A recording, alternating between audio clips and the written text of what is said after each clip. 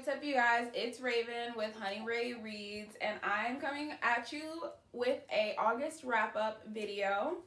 This month, I read these books.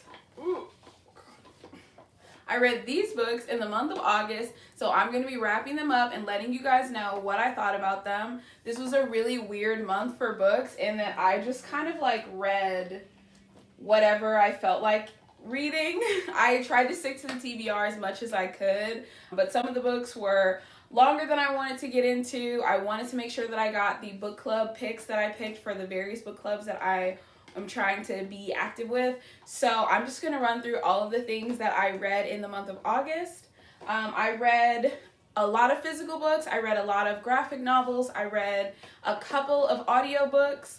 I'm trying to get more into the audiobooks. The two that I read were pretty good, but I'm not sure how I'm going to incorporate them in. Probably I'd be listening to those a lot when I'm at work, because now that it is September, school is starting up soon, so we will see how that goes. So the first book that I'm going to talk about, I'm just going to talk about them in no particular order, just because I feel like they're all over the place and there's no real good order that makes sense to talk about them in. So the first book I want to talk about is Girls Who Bite. I made a separate video ranking all of these books. Girls Who Bite was edited by Delilah Devlin, but it features a lot of artists who are writing erotic vampire fic, specifically sapphic fic. So there were a lot of really amazing stories in here. There were a lot that were really suspicious. If you want to hear more about those, I'll link the video that I already did ranking each one of them in the description, or maybe in the little sidebar below. We'll see what I know how to do. But overall, I really enjoyed it. It was a really fun read, so I'm giving this book 3 out of 5 stars. So the next thing I want to talk about are these graphic novels that I read. I read the first 2 volumes of Motor Crush. The 3rd volume has been announced, but it keeps getting pushed back, but I can't wait to read it because I'm literally so excited to see where the story goes. The story follows Domino, who is a motorcycle racer in the circuits, and then at night she does more street racing for Crush, which is a fictional accelerant for the motorcycles and bikes and stuff that they do. That they ride, but she's taking it also for herself. And so it's all about learning what Crush is, what are her origins. There's an amazing relationship in here between her and her father, and also a sapphic relationship with her and her ex-girlfriend Lola. This book was really amazing, super great pacing. The artwork is absolutely magnificent. So if you're looking for a sapphic graphic novel to get into, I absolutely highly recommend this. I gave both of these 5 stars. They're amazing. You absolutely need to pick them up. The next book I want to talk about is Such a Fun Age by Kylie Reed. I read this for the Unfriendly Black Hotties book club this month, and this book truly was such a wild time. I read this book pretty quickly. I think it maybe took me 3 or 4 days to get it done, and I the entire time was having such an experience around this book. The writing is really amazing. The characters are truly so, I feel like I know them. I got on Instagram because I'm trying to build up my Bookstagram as well, and I read this book and then I just immediately wanted to talk about it. They have such amazing conversations about performative allyship. They have great conversations about the difference between kind of interracial dating and fetishizing people of a different race. They had really good conversations in this book about the delusions that we tell ourselves to kind of sustain our biases and sustain our prejudices. It was really so good. The main character, Amira, really kind of disappointed me. I didn't love her as a character, but overall I loved the story that they told. The story follows the kind of aftermath of this incident that happens between Amira and her employer's child, Briar. So she works for a family, and they have, a family emergency that causes them to call her in to babysit their daughter. And while she's babysitting their daughter, she's accused of kidnapping her, and this video is created, and it just creates a lot of turmoil in her life. And then you get to see what the relationship is with Amira and herself and her friends and the world around her, and also her employer, Alex, who is truly a very well written character in that for so much of the book I didn't like her. I went back and forth between like feeling like she was justified and like some of the beliefs that she had. It was so crazy. The writing was really amazing. I really, really suggest reading this for a lot of different people just because I feel like the way that they talked about some of the attitudes that some white people have about the agency that they should have over the decisions that Black people make is really interesting. But overall, I gave this book 5 out of 5 stars. Really enjoyed the read. Can't wait to see what the next thing that Kiley Reid comes out with because I really enjoyed this book. I know that it's not for everybody. I was watching the live stream and a lot of people had a lot of mixed feelings about it. A lot of people didn't like it, but I really enjoyed it and I'm excited that I read it. The next book I'm going to talk about is The Weight of Our Sky by Hannah Alcaf. I already read this book with my friend Mercedes. I annotated quite a bit of it. I thought this book was really interesting. I picked it up because I heard a lot of people talking about it during Asian Readathon, and I wanted to learn more about it because when they were mentioning the civil unrest between the Chinese people and the Malay people, I had absolutely no idea that there was any type of like rioting or racial like prejudice and bias and injustices happening because I just have not been very familiar with the history of other places, which is something that I'm really trying to work on. But I really liked this book. I love the portrayal of anxiety and OCD. I'm not someone who has OCD, but I do have anxiety, and just the way that it was written here, I felt like was so true to the feeling of having anxiety, and then just the idea of dealing with all of those like personal demons while also having to deal with the unrest and like civil unrest of a place during this time. I thought was really amazing. They didn't focus a lot on the romance that was kind of like slowly building here, which I really appreciated because it doesn't seem really appropriate to have a romance during this very tumultuous time. But I really enjoyed the writing style. I gave this book 4 out of 5 stars just because I felt like the ending was a little flowery and rushed for me, and I just didn't feel like it honored the spirit of the rest of the book, and in some places the pacing lagged a little bit. But overall, I thought it was a really good read, so 4 out of 5 on that one from me. The next book I want to talk about is The Children of Kronos. This follows 2 detectives, Detective Romero and Detective Tompkins, and they are investigating a string of murders. They believe that they're following a serial killer. This is a retelling of a bit of Greek fiction, Greek lore, and I really like that. I'm not a huge Greek mythology girl. I don't like Greek mythology. It just doesn't interest me, but I really love the way that this story was told. It's super engaging. It's in a black and white, like noir type of style. It was really interesting. I picked this up at Half Price Books. I think it was maybe $3 or $4, and it was absolutely worth it. I haven't seen any buzz about when the next volume is coming out, which really disappoints me because I really, really love this one, but I'm excited to hopefully get to read more of it in the future. But this is The Children of Kronos by Rosa Anderson and Nan Cran, and I gave this one 5 stars. Alright, so the next book I want to talk about is Big Summer by Jennifer Weiner. I buddy read this book with my friend Madison and my friend Kelly. It follows Daphne, who's a plus-size influencer, and she is kind of navigating her world, trying to build her brand, build her business, after a video leaks of her like yelling at this man and like really proclaiming to him that she's like in love with her body, in love with herself, and he has no right to make her feel shitty about it. And it is also the end of her friendship with Drew, who's someone that she had known in middle school. They've been friends, but their friendship is really toxic.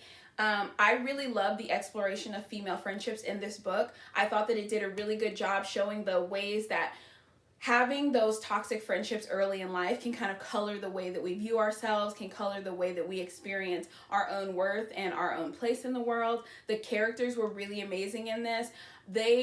The writer, Jennifer Weiner, absolutely created such a amazing and dynamic character in both Daphne and in Drew that I truly felt so sorry for Drew, even though you know that she's toxic, you know that, you know, the things that she's doing are really messed up and not okay, but you see where she would act like that. You see why she would think that that's acceptable, and I just felt like she created such round characters that I don't know. I felt like I was Daphne. I knew Drew, like, that type of thing. So I really loved reading this book. The ending, I feel like, kind of irks me a little bit sometimes, because I just feel like it was a little far-fetched for me, and like the motives of the big bad, I guess, towards the end didn't really make a lot of sense to me. But I really liked this book. I gave it 4 stars on Goodreads, but it's a 4.5 definitely for me, because the only thing that I didn't like about it was that little ending bit, like the last 30 pages.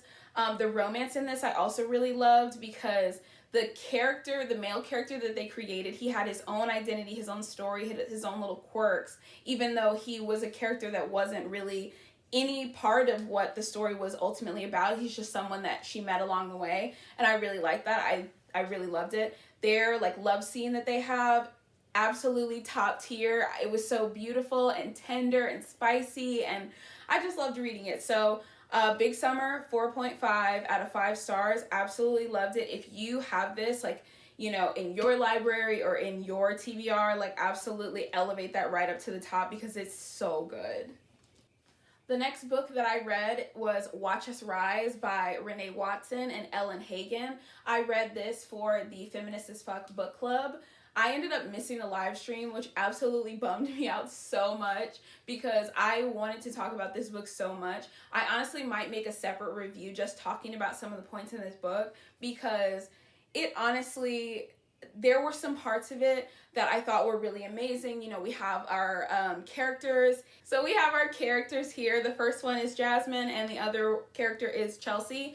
And they're 2 girls in high school. They go to a very like social justice leaning high school, where they have to pick a club that they're going to be a part of and going to be really invested in. And they decide to make their own club, because they don't see their voices represented in any of the clubs that they're, are already existing. So they create their own, and they're just coming up against a lot of their school trying to silence their voices and trying to quiet their lived experience, and a lot of people having negative reactions to what their lived experiences were. I would have really loved more nuanced conversations about that, because as a young Black like person, the way that your lived experiences are discounted in a lot of different parts of society is a huge issue, and something that needs to be discussed. And then especially when you start adding on those intersectional layers of being a young Black woman, and all of the things that society is just trying to get you to believe about yourself, and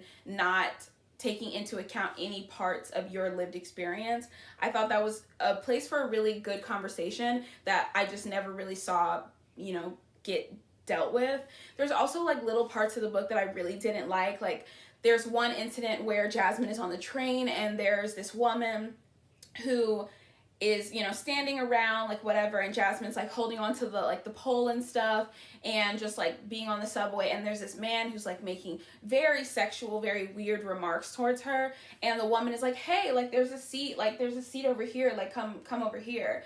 And she like moves, but then as soon as she gets to school, she's like talking to Chelsea, and she's like, oh, like this woman like told me to move, and she didn't even say anything to him, and da da da. And then Chelsea's like, I hate it when women are anti-feminist, or like are not feminists, or try to side with the patriarchy. And that line just made me feel super icky, because it's like that's a safety issue more than it is anything else, because I'm certain that we're all very clear about the ways that it's not just patriarchy, it's not just misogyny and sexism. Like, there's a real danger to women in those spaces, especially because this is a man who is sexualizing the body of a child, and is doing so overtly and so publicly. I'd be really worried about the way that he would react to another woman calling him out. And I just feel like in those spaces, it's your duty to protect yourself and the other women around you, and that is not necessarily best served by you attacking, or not attacking, but by you confronting the situation that's happening. It didn't have the nuances that I wanted it to, and I feel like with YA that's really important, because I've read a lot of stories in my work, with like when I was studying women and gender studies, when I was studying, violence against women, there's a lot of articles that you can read, a lot of situations where women do step up and step out in those spaces and do so, and the safety of them and the person that they're trying to protect is then compromised. And I just don't feel like women should have to put themselves in danger for, I don't know. But it was just, this book raised a lot of questions exactly like that, and it just kind of made me feel like a little icky, because it's not as cut and dry as the book tries to make it. Overall, I thought the characters were really interesting. Chelsea is such a frustrating character, but she's real, like there are people who are like that, who, want to go so above and beyond for the cause that they kind of like, it's like almost tunnel vision in their setup. I love how I said that I wasn't going to sit here and give you like an in-depth review of Watch Us Rise, and I'm not going to. I gave this book 4 out of 5 stars. I thought it did a really good job of creating some characters that I cared about enough to get upset with. The pacing was really good. I really loved the like artwork and things that they interspersed into the text. And I just really overall enjoyed it. I really wish I could have caught the live stream, could have talked about it with some other people. But if you've read this book, absolutely comment down below, because I want to hear from you. I want to hear what your thoughts were. If you had similar problems, similar thoughts, let me know, because I desperately want to know. All right, the next book that I read is a collection of poetry by Mary Lambert. So this is a book of poetry. It's called Shame is an Ocean I Swim Across, and this book is so heavy. The poems in it are so heavy, but they're so beautiful and so important. In the book of poetry, she does detail a lot of things that she's experienced, so definitely I cannot recommend this book to anyone without trigger warnings, because there are definitely some trigger warnings for incest, for sexual abuse, for rape, for just, there's a lot of triggers in this book. So if you're not prepared for that, if that's not something that you can read about or hear about, I would definitely avoid this one. But the poems in it are so beautiful. I have absolutely tabbed it up because there were so many points that just hit so close to home, and I just felt like were really well written and really well explored. Poetry is always like kind of hit or miss for me. I either really, really love it or I really, really hate it, and I really, really love this one. So I gave Shame is an Ocean I Swim Across. I gave that 5 stars. The next book I read was Lumberjanes. This is a graphic novel. It's billed as YA, but I honestly would say that at least the first volume, was serving me like middle grade energy. It was really good. It follows a group of girls who are at a summer camp type thing, learning to be like lumberjanes, and they have to earn all these different badges, and they're also trying to uncover like the secrets of the forest and stuff that their camp is in. I thought it was really cute. It was really lighthearted, definitely something that I needed after some of the heavier books. And I'm looking forward to getting the next volume, and also potentially getting or leaving this volume in my classroom for the upcoming school year, because I think my kids might get a kick out of it. The next book I read was another graphic novel, and this is Bingo Love by T. Franklin, Jen St. Onge, and Joy San. This book follows Hazel and Mari, and they are teenage girls who kind of fall in love with each other in the 60s. They get separated because their families find out that they are, in love with each other. They catch them kissing, and the two of them basically are separated for a large part of their lives, and they come together and meet each other again while they're at bingo. The story was really, really cute. I just love seeing 2 Black women falling in love. I need to see more stories like this. It was amazing rep for Black women falling in love, not just as like cute teenagers, but also like falling in love later in life.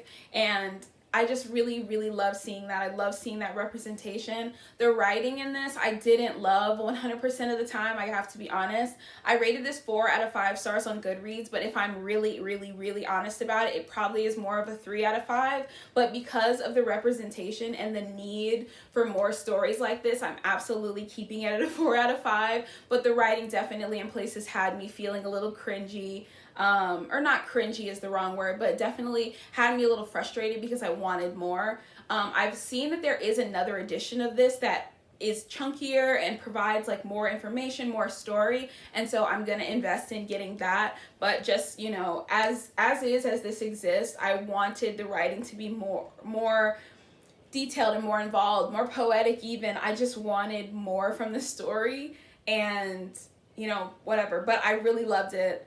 besides all of those things that I just mentioned. So it's a 4 out of 5 for me. For the writing, I did think it needed a little bit of work. Another thing that I read this month was Navigate Our Stars by Jesmyn Ward. It's a speech that she gave at Tulane. I used to live in New Orleans, and I used to go and see people speak all the time. I really wish I could have caught Jesmyn Ward because I really liked the speech. I want to read more of her work. The speech was, just kind of generic. In my opinion, it's just the type of things that a lot of college students hear or need to hear. And so I gave that one a 4 out of 5 stars just because it wasn't particularly exciting or transformative in the way that I was expecting, but it was a good speech regardless. The next thing that I read was Pride and Prejudice. I read the audiobook for it.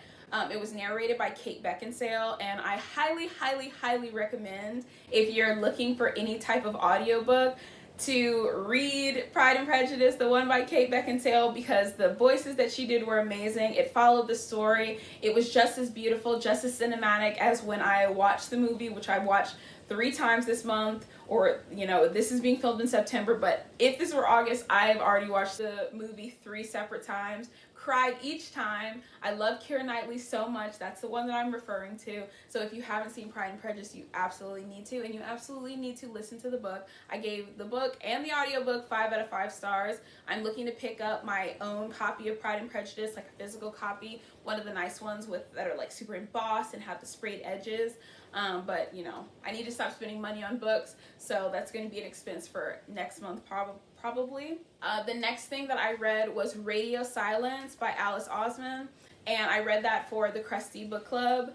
I didn't end up catching the live stream. You'll see a trend here because I am really shit when it comes to time zones, and I didn't realize that it was going to be in a different time zone than what I was used to, so I was sitting there like trying to finish it in time for the live stream, and I missed it by like 2 hours, which was super disappointing, and I hated that for me, but whatever, just moving past it. But I really love the book.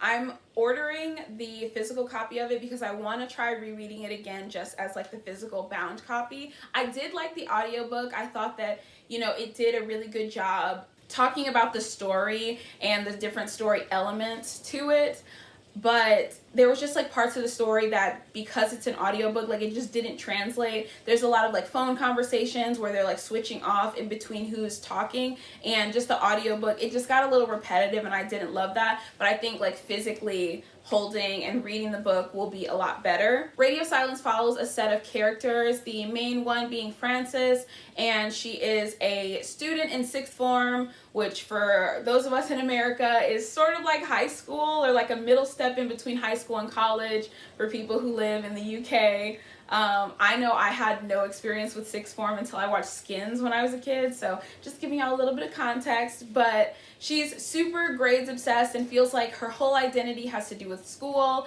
and then she comes into contact with Aled, and Aled is like very insulated person, and I don't want to give too many spoilers away, but it's all about the two of them and their relationship to this internet podcast, Universe City.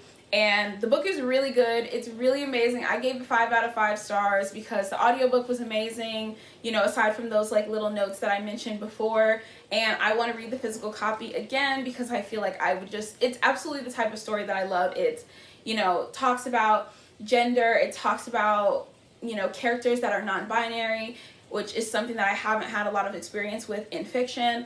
It talks about how, university is not for everybody. Like, higher education is not necessarily geared toward feeding the creativity of a person or feeding the identity of a person, and just being okay with that, and also knowing that you can have a good life even if you didn't necessarily go to college, or university, in this case. But yeah, I really like the book. I strongly, strongly, strongly recommend it. It got 5 out of 5 stars from me. And then the last 2 things that I read were children's books. So the first one that I read was Julian is a Mermaid by Jessica Love. This book is so gorgeous. I'm compiling a whole set of queer children's books because I want that in my own personal library, and I want that for my own children when they're growing up and stuff, because I feel like it's so important to have inclusive stories in our lives so that we can understand the experiences of others. This story follows Julian, and he sees a group of mermaids who are like these women who are like dolled up for a parade, and he immediately wants to be a mermaid. So he, goes into that. Jessica Love wrote and painted this, so it has some truly amazing watercolor drawings in it. It's just absolutely gorgeous. And if you are someone who really likes these like really dynamic, really inclusive children's books, I highly, highly recommend picking it up. It's absolutely beautiful. I gave this a 5 out of 5 on Goodreads. It was just a gorgeous, gorgeous story. And then the last book that I want to talk about is When Aiden Became a Brother. This book absolutely ripped my heart out. It was so beautiful. When Aiden Became a Brother is written by Kyle Lukoff, and it's illustrated by Kehlani Juanita. And literally, this book made me sob. It's so beautiful. It follows Aiden. He's a young trans boy, and it's about him navigating his identity from his early childhood and trying to kind of explore and explain to his parents how he wants to be and how he wants to be viewed, and also doing so in preparation for becoming a big brother and wanting his sibling to feel understood immediately without having to go through all of the turmoil that he went through. And it just is beautiful. The illustrations are beautiful, the storytelling is beautiful, and there's an author's note at the end of the book that is so beautiful. I truly considered reading it to you guys because I just thought it was amazing, but I'll let you guys pick it up for yourself. But it was amazing. And one of the things that the author talks about at the very, very end in the author's note is how stories and narratives and all of these different books that we read, we should be able to see ourselves in them, and that journey is truly so important, and every single child should be able to see themselves in the stories that they read, to see themselves in the books that they're exposed to. And I just really love the idea of, a young trans child having this book in their hands and getting to hear the experiences of someone else and know that things are okay. So those are the books that I read in the month of August. So those are the books that I read in the month of August. I'm really, really proud of myself. Last month in July, I only read 4 books because I started halfway through the month. And this month, I read 16 books for a total of 20 books this year, which is absolutely something that I'm so proud of, because for the past literally 5 or 6 years, I haven't read a single book throughout the year, and I'm just really excited for this journey. But yeah, so if you've read any of the books that I read this month, comment down below and let me know what you think. If you enjoyed this video, like it, and if you really enjoyed this video, subscribe. Other than that, have a great rest of your day.